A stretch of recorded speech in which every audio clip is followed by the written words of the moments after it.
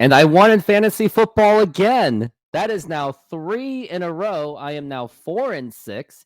Now, before I keep bragging about my team, hit that like button, subscribe, and hit that notification to keep this channel growing. Let's get me to 1,100 as quickly as possible. Now let's get into it. So I'll just go over my score. So Rooftop Koreans, that's me. I won 124.3 to 117.1, and that was against the Epic Sea Films. We're like really good buddies, but when it comes to fantasy sports, we're like very bitter rivals, but he doesn't really care that much. So how did it go?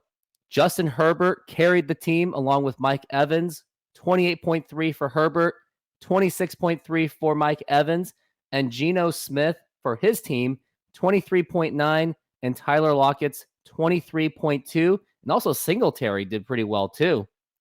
Let's take a look at the rest of the players that did well. And here's a danger moment that I did have. I benched Tyler Boyd against the Houston Texans because I didn't think he was going to do that much.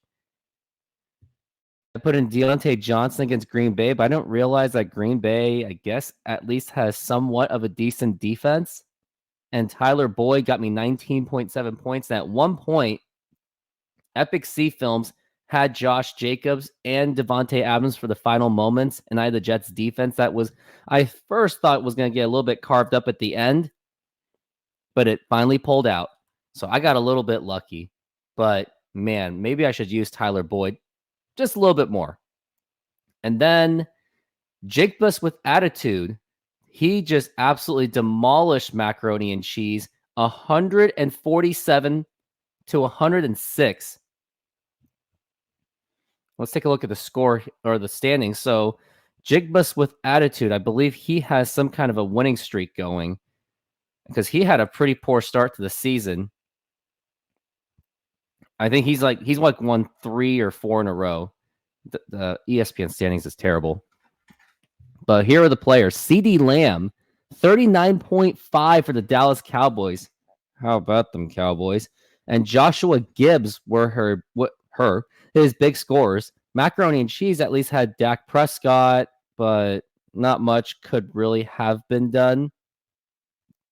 Players that were like left on the bench where he could have actually won the game. Looks like there was nothing he really could have done anyway. Maybe put in the 49ers defense because they did very well against Jacksonville, but that's really about it. Let's go. So that puts Jigbus with attitude at 5-5, Macaroni and Cheese at 4-6. And I forgot to mention last time, I'm now 4-6. Epic Sea Films is now also 4-6. Makes it a very tight race for the playoffs. Then GGEZ and Dirty Birds. GGEZ now 5-5 with a victory, 125.8 to Dirty Birds, 86.5. GGEZ, his highest score was TJ Hawkinson, while Dirty Birds actually had Brock Purdy and Christian McCaffrey playing pretty well.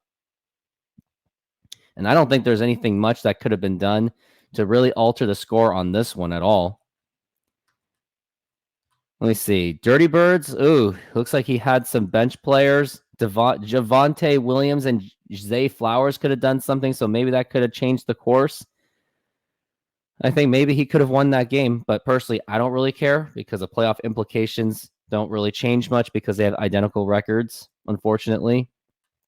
Then it gets to Belichick yourself. He still remains to be dominant, but he had a very close victory. Although he goes 9-1, he won 109.6 to 102.1.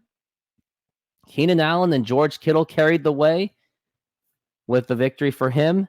And then McBride and Burrow was their best scorers for Cougar Advance. Now, what could have Cougar Advance done to win and make up for 8 points? Let's take a look at the box scores. I guess he could have played Sam Howell to get a few points. Should have won that one and put in Buccaneers defense. So I think if you put those two in there, you possibly could have won this game. But unfortunately, it just did not fall your way. which is unfortunately sad. Yeah, it sounds about right. Cougar Advance is having a difficult season. He fell to 3-7. Belichick himself remains at 9-1. Now he is now the top seed. Now, Chase D's Nuts, arguably my arch nemesis. He is now 100. He won 146.5 to Seattle Water Bottles 72.1. And yes, Seattle Water Bottles does not check his team at all. And even if he made his efforts, he still would have lost. Let's look at his top 3 scores. You had St. Brown with 30.5, Brian Robinson 27.7, who basically carried the Washington Commanders nearly to a victory, and Jamar Chase 23.4. I don't think I have to really say much, but Chase D's Nuts has now fallen to the 2nd seed. And that's what you get for talking crap about my team from last year. And now, Auto Draft. Fan Price, you had a job. You had one job. You had to just lose again. Yes, I'm appreciative that you lost to me, but you lose to Auto Draft. And now Auto Draft has won 99.7 to 86.5. Why do I care about this so much? Is because Auto Draft and I we're going to have identical records had he had lost, and I probably would have been in the playoff race. But nope, you decide to lose again, Fan Price. I guess you are just resting for the playoffs. No, don't do that, or else you'll have some kind of a meltdown. I guess he feels that way.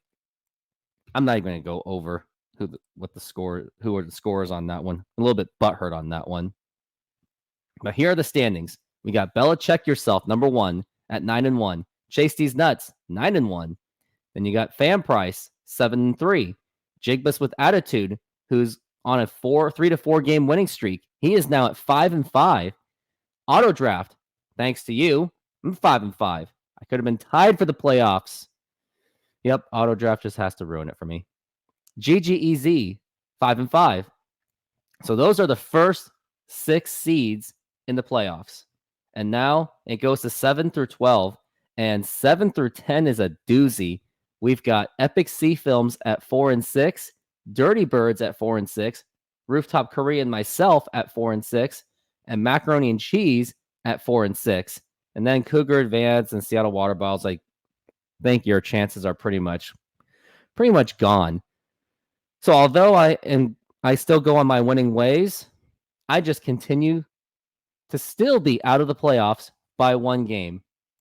Now, who in the world am I even going to play for this upcoming game? I'm playing the Dirty Birds, and as of now, I'm projected to unfortunately lose. Okay, this is gonna be nerve-wracking. Then Jigbus with Attitude and GGEZ, 5-5 identical records. They're just fighting for the seeds at this point, or basically survival. Then Belichick yourself and Macaroni and Cheese. Go Belichick yourself. I'm cheering for you. Then we got Cougar Advance and Seattle Water Bottles. That's basically the Tank Bowl. Then Epic Sea Films and Auto Draft. I'm cheering for Epic Sea Films on that one. And then Fan Price and Chase D's Nuts. Don't really care about that one. But hopefully I will pull out a victory to make myself 5-6 and hopefully get a spot in the playoffs at least. But that's going to do it for me. Thank you very much for watching this. And if you did, hit that subscribe button, hit that like, hit that notification, do everything you can to help grow this channel. And also, consider donating to the channel, and even then, join my membership as well. Thanks for watching.